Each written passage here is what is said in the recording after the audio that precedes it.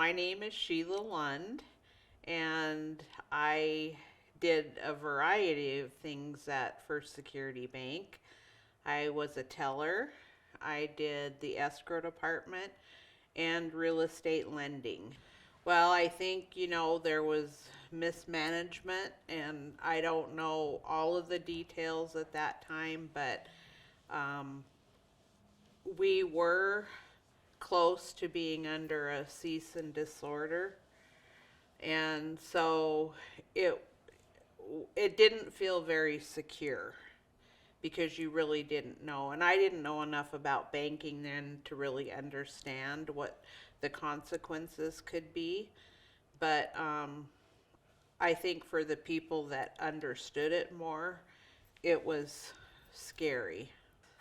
Well, I think primarily there was a lack of capital, and I think their lending practices were not up to par, doing loans to people or businesses that shouldn't have been done.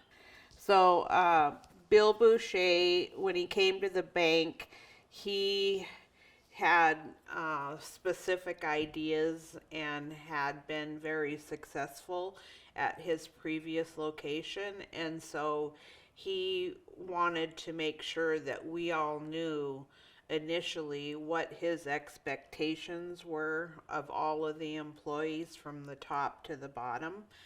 And I do remember one of the things that he specifically, I'm not going to say harped on, but he instilled in us was confidentiality.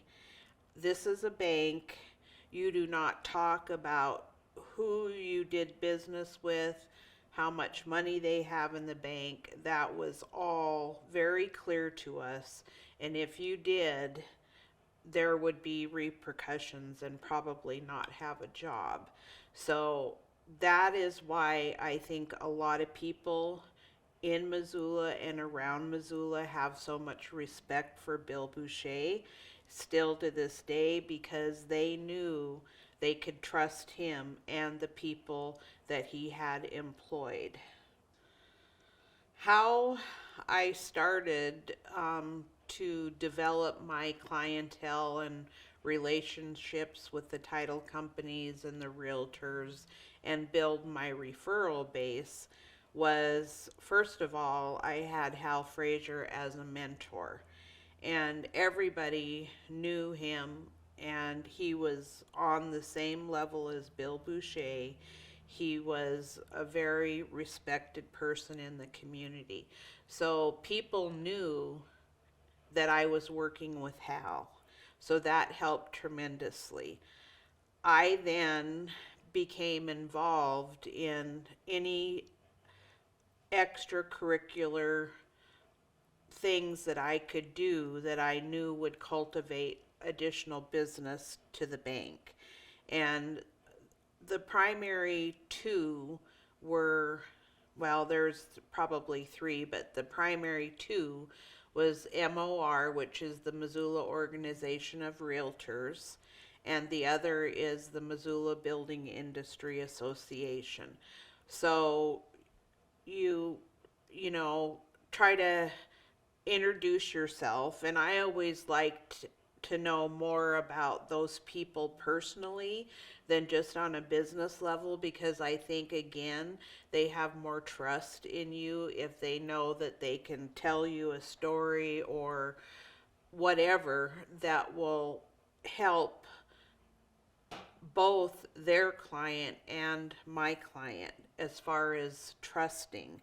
And that is a huge part of that business again. And then the Missoula Building Industry Association, we have had for years probably the majority of the better builders in our area as customers of the bank.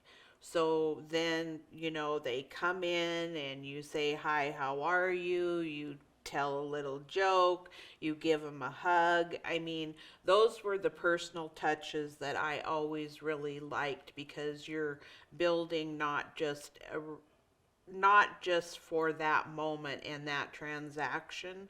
It's more of a long-term relationship that you are building. And to me, that is what made me feel good. I love dealing with the customers and the people and just everything about that. There's never a loan that is the same as another one. There's always a little twist to it. People don't always tell you their whole story, so you kind of have to prod a little bit to find out what has gone on in their past. And with the mortgage meltdown, that became even more important, was to really try to find out who you're dealing with and what they are all about. Yeah, so the client trusts you because you did what they wanted you to do, you fulfilled their needs, and then that's how you get um, referrals and other business from those same clients.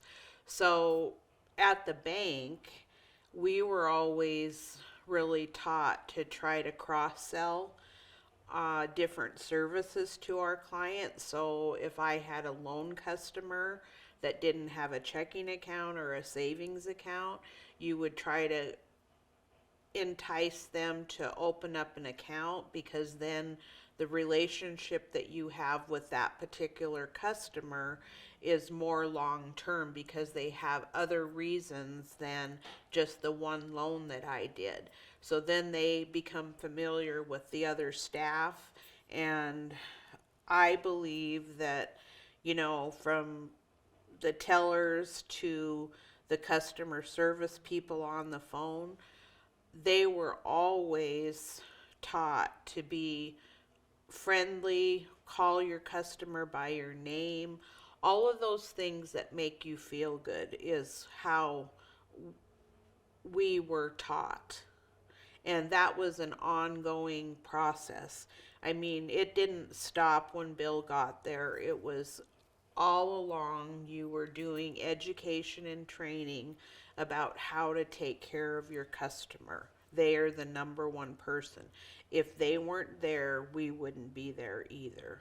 So I think one of the very most important parts of the process of doing a loan or taking care of your customer in another way is communication.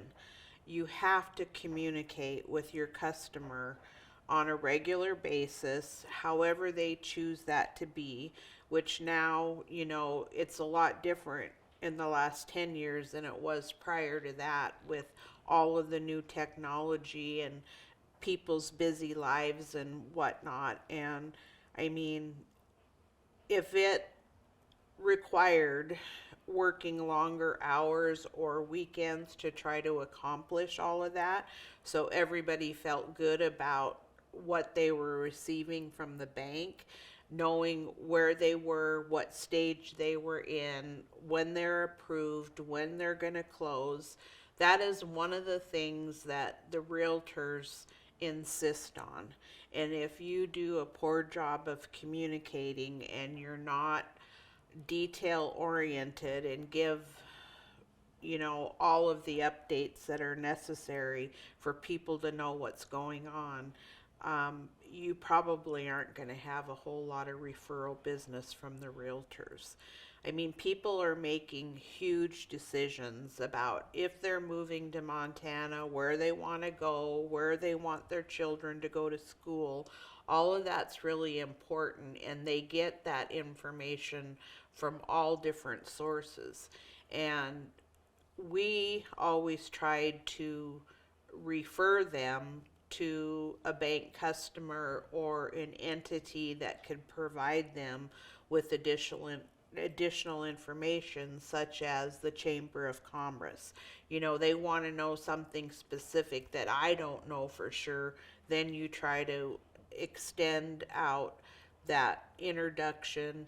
And I would always say, make sure that Sheila Lund told you to call, because I think sometimes it helps It's not what you know, it's who you know. And so I think that was always a good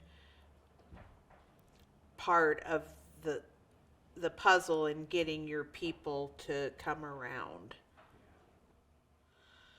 Well, as far as um, maintaining, a clientele or a certain size portfolio, that was always important. And I think that I still to this day say my customer at the bank, and my family says they're no longer your customer at the bank, but I feel like they are. And, it's like you really do develop those long term relationships, and it's so important. And, socializing with the proper connections.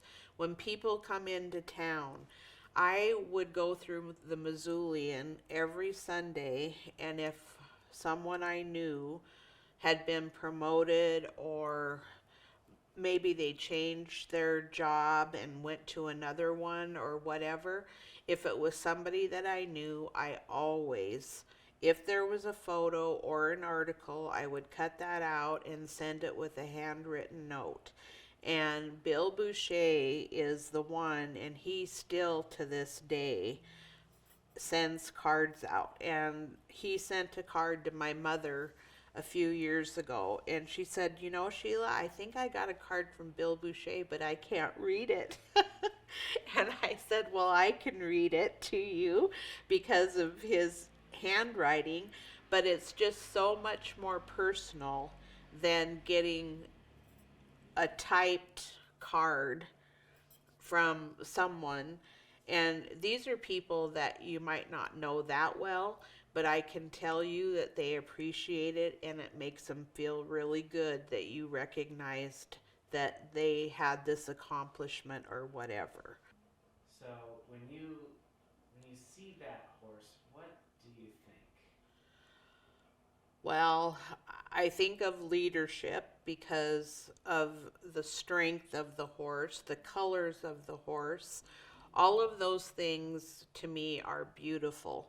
And Bill, it was his idea to do something like that because we really didn't have a brand prior to that. And I never heard anything but compliments about our bank logo and how nice it really was compared to some of the other ones that are just kind of boring. I think it stands out, and it shows the people what our strength is. And our strength in our bank was very high.